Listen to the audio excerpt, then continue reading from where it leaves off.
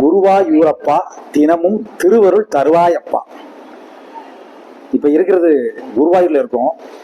ஸ்ரீ கிருஷ்ண அவதாரத்திற்கு சற்று முன்னு அன்னை தேவகி மற்றும் தந்தையார் வாசுதேவருக்கு குருவாயூர் கோயிலில் உள்ளவாறே தோற்றமளித்தார். இதனால் இந்த இடம் தென்னிந்தியாவின் துவாரகா என்று அறியப்படுகிறது. இங்கு குடிகொண்டிருக்கும் சிறுவன் தான் இந்த ஸ்ரீகிருஷ்ணன். இந்த ஸ்ரீகிருஷ்ணனை பக்தர்கள் எப்படி அழைப்பாங்க தெரியுமா?